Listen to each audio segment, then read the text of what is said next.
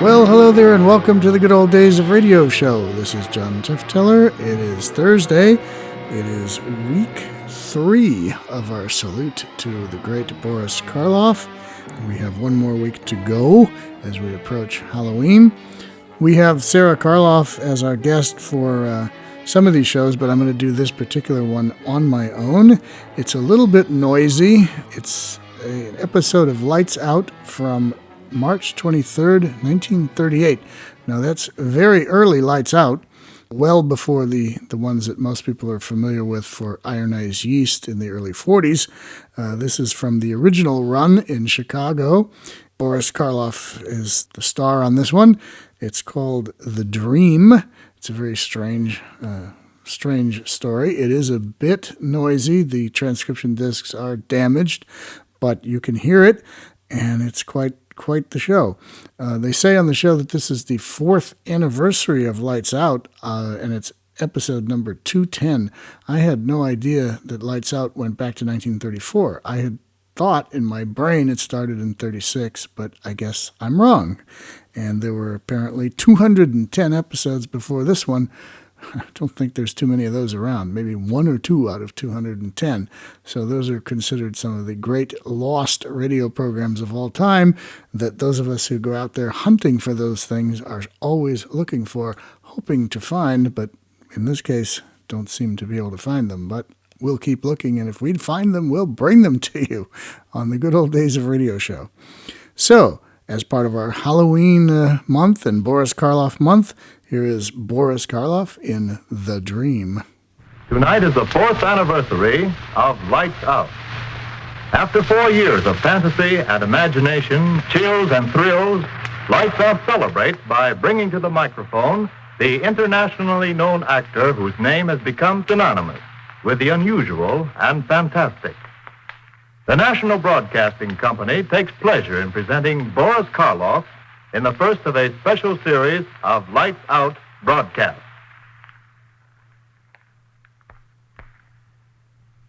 Lights out, everybody.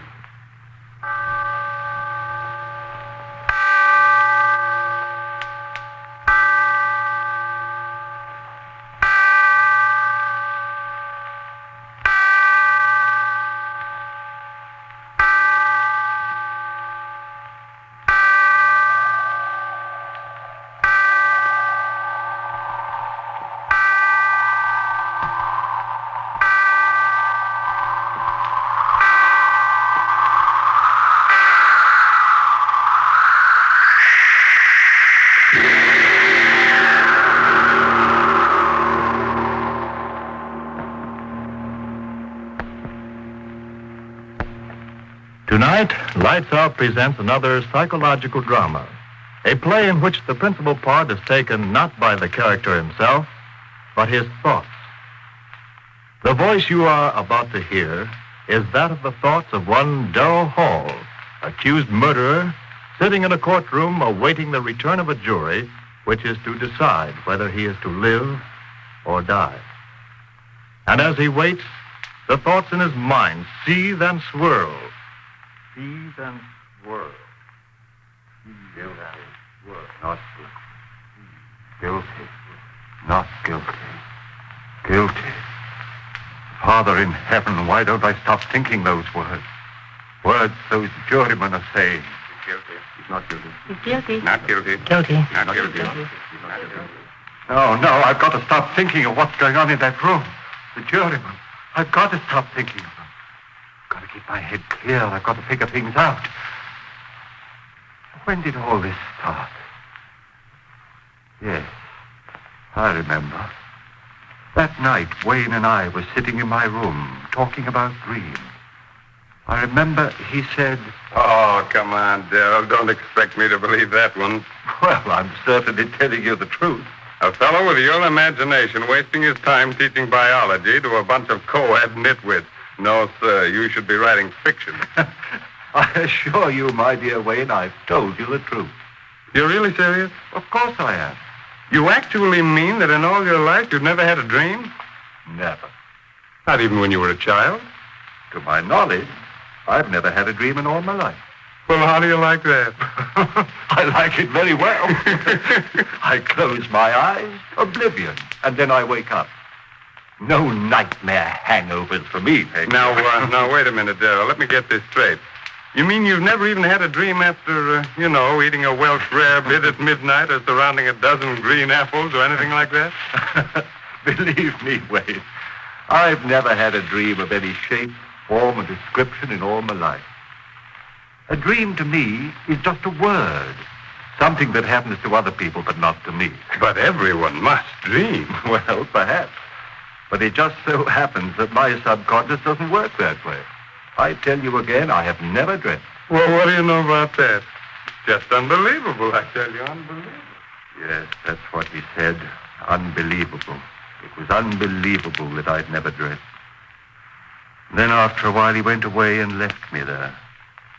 It was early evening, but I remember that somehow, strangely, I was very tired. I sat down in the easy chair. Oh, I was so tired. I closed my eyes. I slept. And then it happened. A strange murmuring in my head. Yes, that's how it started. A murmuring as if in warning. And then in the darkness around me, strange faces lifting and falling. White faces, faces without hope, their eyes full of horror, their white, bloodless lips pleading wordlessly in a way that made the heart in me cry out in pity. And suddenly, I knew I was asleep and dreaming. Yes, dreaming for the first time in my life. And these faces I was seeing were things out of a dream. And even as I knew that, the dream was gone. Blackness. And yet I knew that I was still asleep. And I had a terrible feeling of foreboding, of a horror to come in that dream. What? How? I didn't know. But I wanted to stop sleeping. I wanted to open my eyes quickly before... And then I saw her moving slowly toward me out of the darkness that was my dream. At first, a white wraith-like thing. And then I saw it was a woman. Yes, the body of a woman, but the face. Father in heaven, that face. Gross, unclean, thick, bestial brows, wrinkles of venery, the lecherous writhing of thin crimson lips that lifted from teeth, white and pointed, and flecked with blood. Yes, a glorious body, and a face from hell. Closer, closer to me, and then she spoke one word.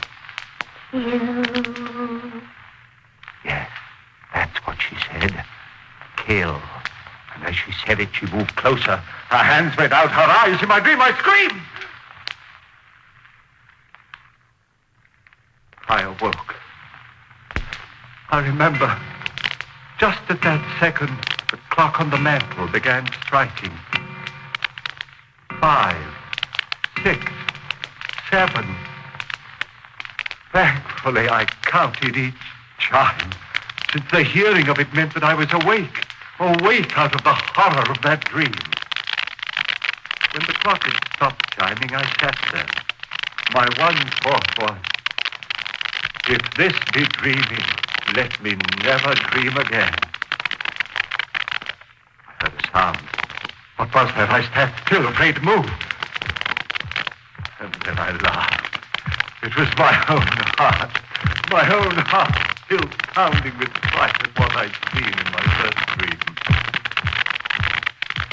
Oh, why do I sit here thinking of what has been?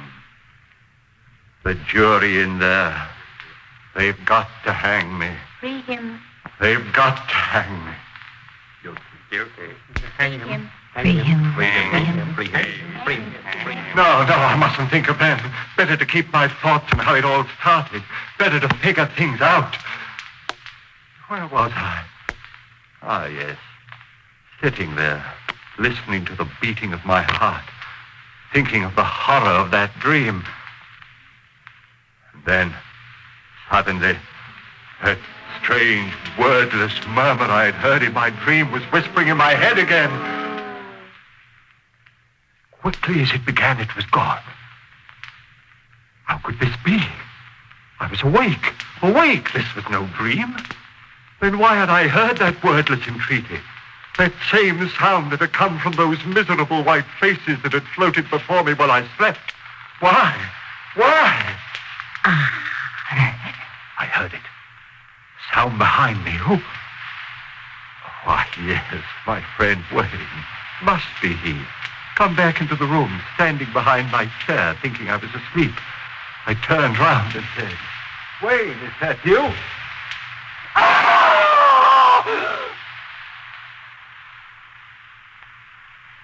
Yes, I screamed. I screamed so loudly there was blood in my throat. For it was she again, that woman out of my dream. But this wasn't a dream. She was standing there, I tell you. She was standing there close to me, looking at me. And those lips out of hell had said that one word. Kill. I jumped to my feet. No one in the room, no one, I tell you. I remember standing there, my head reeling. Who was she? Where did she come from? But there was no one in the room. Had there been anyone there?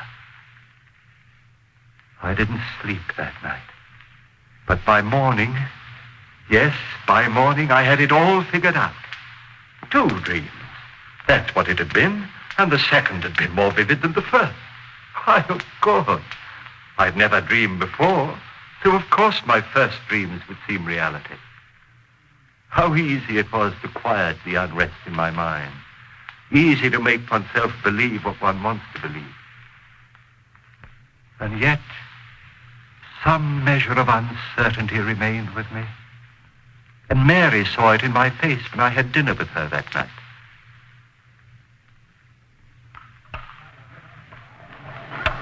Darryl, do you mind if I ask you something? Why, what a question. Of course not. Is there something wrong? You mean with the dinner? Well, you know, this is my favorite restaurant. With you, dear. Has something gone wrong at the university? Why do you ask that? The worry in your eyes. Oh. What is it, dear? Oh, it's nothing. It's nothing important. You changed your mind about loving me? Mary. Then tell me what it is, please. All right. It's really nothing to concern yourself over. Just a dream. Dream? Darryl, you dreamed. Yes, last night. How marvelous. Now you're normal even when you sleep. That's right, isn't it? I'm back to normal, see, am I not? And here I thought from the expression on your face that it was something really important. Funny, isn't it? And I suppose in your first dream you dreamt of a glorious, seductive woman. No, Mary. Ah, did you have a nightmare? If you don't mind, let's not talk about it anymore. Shall we have our dessert now?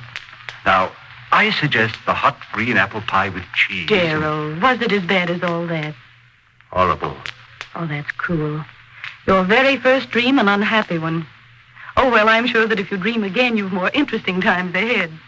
Well, Darryl, look at the time. 7:01, and we promised the Armstrongs we'd pick them up at 7:15. Darryl, what is it? Your face. Do you hear it? Hear what? You do hear it, don't you? The voices. Voices? Darryl, what are you talking about? Why, the people in this restaurant are most well behaved. Gone. Just the way it was before. Darryl, please, if this is a joke, please tell it to me. Darryl, what is it? What are you staring at?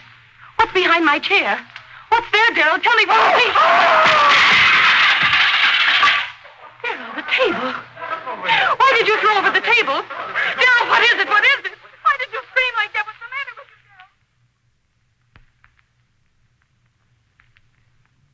Darryl? Yes. She wanted to know why I had done it. Screamed, thrown over the table. They all wanted to know. But how could I tell them of her, standing behind Mary's chair, that thing of degradation, and those lips saying, kill, I went home. Mary thought I was It's overworked. your nerves, darling. You've been working so hard. Go home and rest, dear. That's all you need. Rest. Rest. What good was rest? I had to reason things out.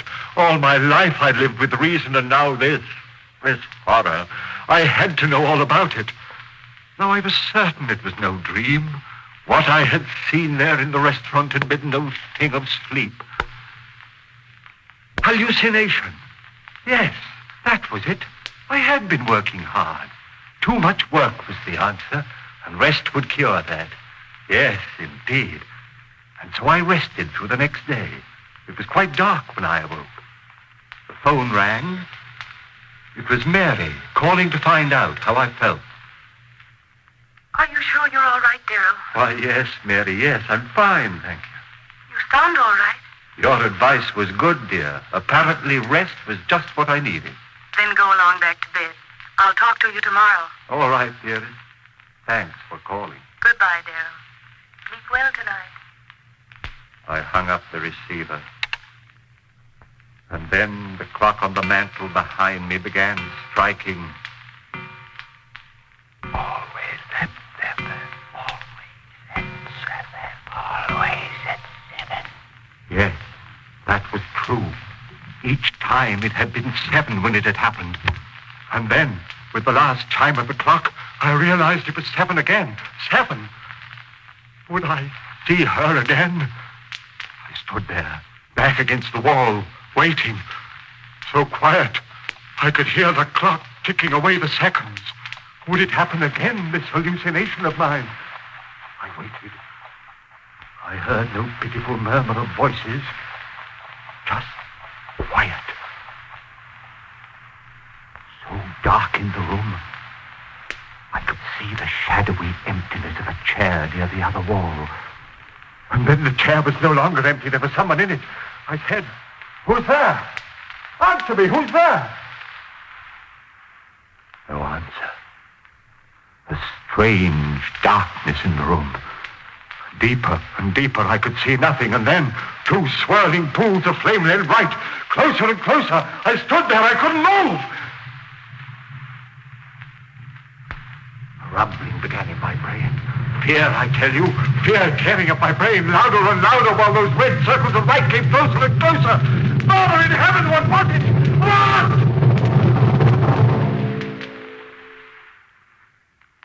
And then I knew it was her eyes burning close into mine, into the brain of me, pounding one thought into me. Kill, kill, kill, kill. Why did she say that? Why? Kill whom? Why should I kill? Why should I kill? If I had known then.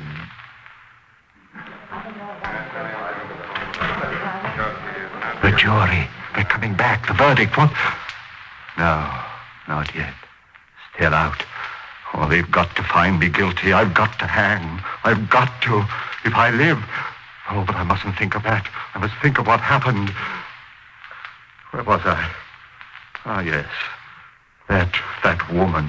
Her eyes pounding that word into me, and then gone again. But this was no dream. Then what? A voice within me whispered, "Crazy, crazy, crazy." No, I was fainting! That horror was real as the breath in me. And with that realization, the coldnesses of a wind blew around me and clutched at my heart. For if she was reality, somehow I knew that I was lost. So it began, night after night, the stroke of 7. First, that wailing dirge of those lost souls. And then her writhing lips. Kill, kill, kill, kill, kill, kill. Kill. Father in heaven, the words began pounding in my head so that even when she wasn't there, I heard them. I hid in my room. I didn't go out. People would see this madness that had come over me. I went nowhere. And soon I knew that they were talking of me. I tell you, I don't know what's come over Darrell. Hides in his rooms, won't even talk to me. Something's wrong there. Mary. Please, Darrell, you've got to let me see you. This talking over the phone. Oh, darling, what's wrong? What's wrong? Night after night, the horror of... And the greater horror of... Kill, kill, kill, kill, kill. Mary pleaded with me. Darrell, if you love me, please let me see you, talk to you. Come over to my house tonight. Oh, please, Darrell, perhaps I can help you. Please, darling, please. I didn't want to go, but I went that night. Perhaps she could help. Yes, help me understand the madness of those wailing voices and drifting white faces. Understand the horror of that woman and that maddening word. Mary, so understanding, so gentle, she could help me clear my head of the madness. Oh, Darrell, you're here at last. Mary, help me. You will help me. Oh, Darrell, your face so white. Oh, Don't talk yet. Sit here and rest. I'm sane, Mary. Believe me, I'm sane. Of course, dearest, of course you are. It's that madness outside of me, those white drifting faces moaning at me. Rest, darling. And that woman out of hell. Woman? Her eyes and lips telling me to...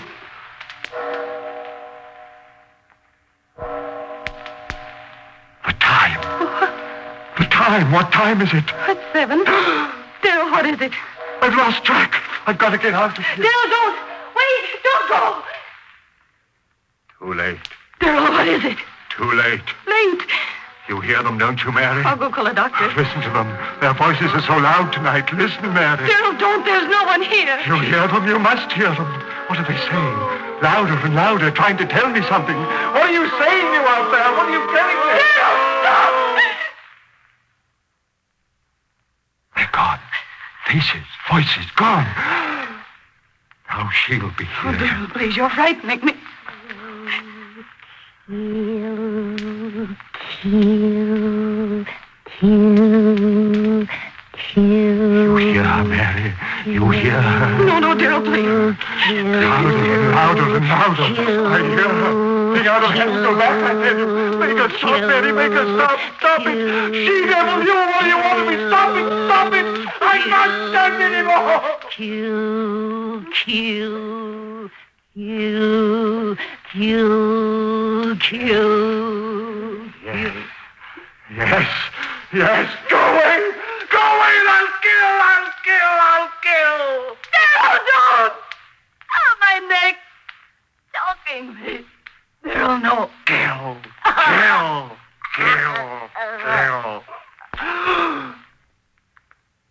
Mary. Mary!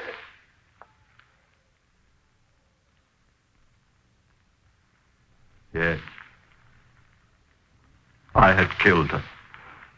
My sweet, gentle little Mary. Killed her with my own hand. I opened my hand. She fell to the floor. I went out into the street.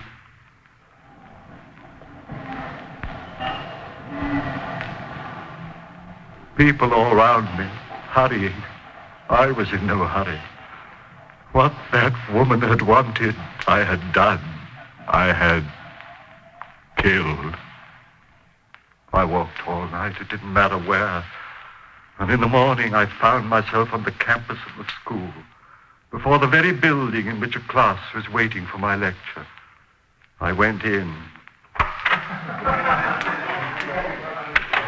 I walked up on the platform and looked down into their faces. I said to them, "Ladies and gentlemen, my lecture for today will be on the subject of the selective factor in the evolutionary..." I stopped. A murmur in the air. Those voices again. But it was broad daylight. I'd never heard those voices in daylight before. What did they want of me? What were they saying? There was a strangeness in their pitiful voices.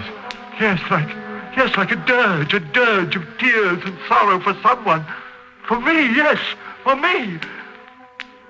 And then, her voice. laughing, triumphant. And I understood. For the first time, I understood everything. She had triumphed over me. That was why those lost souls were wailing a dirge over me. I was hers forever. I turned and ran out of there like a madman. Ran, and as I ran, those voices of the damned were talking to me. You are doomed as we are doomed. No. Those who murder are doomed. We listen to her and No. now you are one of us. Those who murder. No peace through all eternity. No. Rest for those who murder. All eternity. I covered with my ears, with my hands, I ran. No use, I heard them. Only one hope for you, man. One hope. Expiate your crime. On the gallows. Pay for what you have done. On the gallows, and you shall have one hope, man. One hope.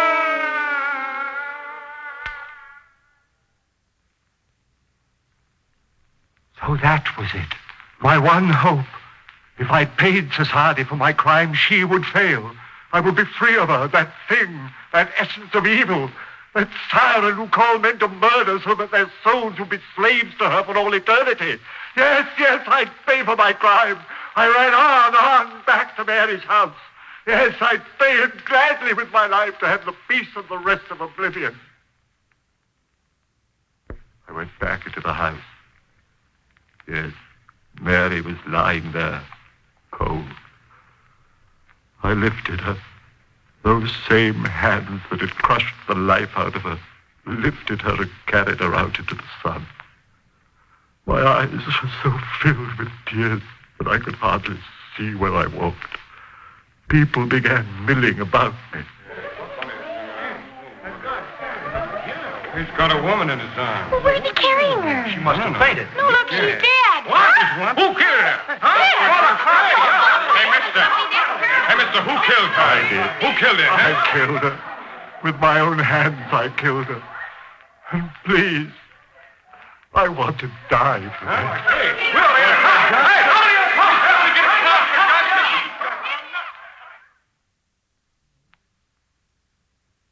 And then the trial. My friends, they wanted to save me. Clever eternities, sanity commissions, and twists of the law. But I wanted to die. I tell you, I had to die. If they set me free, if I lived and died as most men die, the death they call a natural one, then she would have me. No. I want to hang by the neck until dead. I want that noose around my neck. The trap beneath my feet, the jailer pulls the switch. My feet dancing in air. The noose strangling me as my hands strangle Mary. Pay for my crime and I'll be free. Free of that horror with the writhing lips and blood-stained teeth.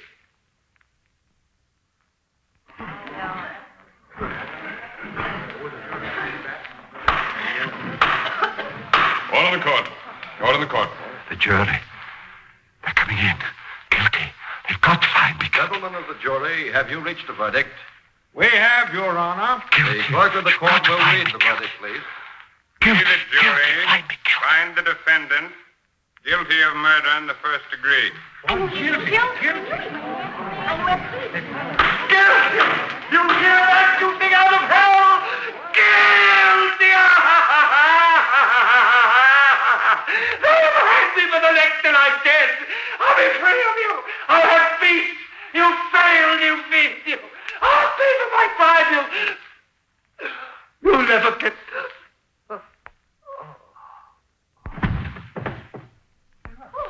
What's he? He fainted. Hey, stand back, everybody. Get Get the Doctor, doctor. doctor, right this way, doctor. Ambulance, call an ambulance. Stand back, please. It's no use. This man is dead. Heart attack. Holy, would you take a look at his face? Yeah. As if he was looking at the devil himself.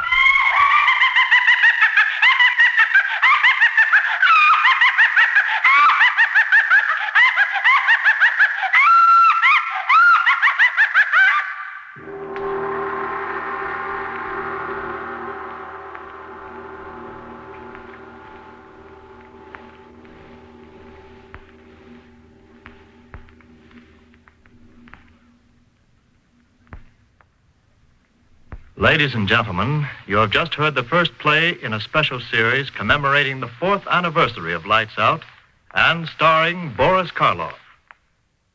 Next week, Mr. Karloff will appear in another new air drama by Arch Oboler, a play suggested by the Sibelius musical composition, Waltz Triste. It is a story of death and a revenge beyond death. Listen to Lights Out with Boris Karloff.